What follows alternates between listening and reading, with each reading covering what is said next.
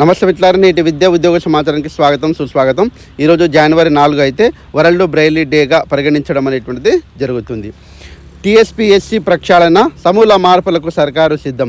ఇప్పటికే కేరళ వెళ్ళొచ్చిన కమిషన్ కార్యదర్శి అక్కడ ఉద్యోగ నియామకాలపై పరిశీలన, రిటైర్ అయ్యే టైంకు తప్పకుండా మరొకరికి రిక్రూట్మెంట్ అయ్యేటట్టుగా ప్రాసెస్ అనేటువంటిది ఉంది.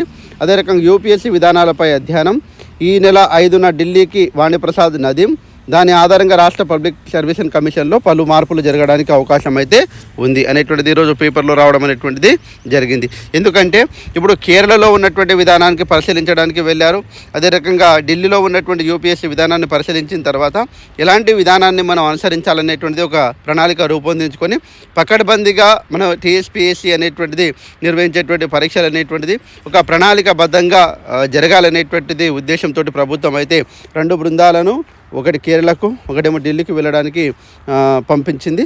అయితే మరొక న్యూస్ చూసినట్లయితే మనము తరగతికో టీచర్ను నియమించండి. ఎందుకంటే ఏకోపాధ్యాయ పాఠశాలలు దాదాపుగా మనకు తెలుసండి ఒక 6,000 పాఠశాలలు ఉన్నాయి.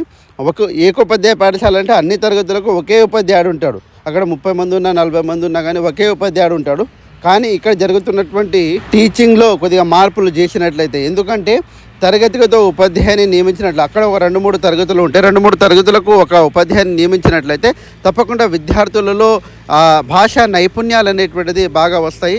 ఉన్నత విద్యలో వాళ్ళు కూడా తప్పకుండా రాణించగలుగుతారు. కాబట్టి 100% ఇదైతే కరెక్ట్ విధానము. తప్పకుండా దీనికి వాళ్ళు విన్నవించుకోవడం అనేటువంటి జరిగింది. మన విద్యాశాఖ ముఖ్య కార్యదర్శి వెంకటేశంకు వినతి పత్రం అందించడం అనేటువంటిది జరిగింది. కాబట్టి మెయిన్గా చూసినట్లయితే 100% మెగా డిఎస్సి అనేటువంటిది ఉంటుంది. కానీ టెట్ అనేటువంటిది లేట్ చేయకుండా ప్రభుత్వం వేయాలి. అదే రకంగా టెట్ వేసేటప్పుడే డిఎస్సి కూడా ఎప్పుడు ఉంటుంది అనేటువంటిది ఒక క్లారిటీగా డేట్ ఇస్తే టెట్ ప్రిపేర్ అయ్యే వాళ్ళు టెట్ ప్రిపేర్ అవుతారు, డిఎస్సి ప్రిపేర్ అయ్యే వాళ్ళు డిఎస్సి ఇస్తారు, డిఎస్సికి ప్రిపేర్ అవుతూ ఉంటారు. కాబట్టి ఆ ప్రణాళికబద్ధంగా అయితే వేయాలి. ఇంకా గ్రూప్ 4 రిజల్ట్ చెప్తే టీఎస్పీఎస్సీ ప్రక్షాళన అనేటువంటి జరిగిన తర్వాతనే టీఎస్పీఎస్సీ రిజల్ట్ అనేటువంటిది గ్రూప్ 4 రిజల్ట్ అనేటువంటిది రావడానికి ఆస్కారం అయితే ఉందండి.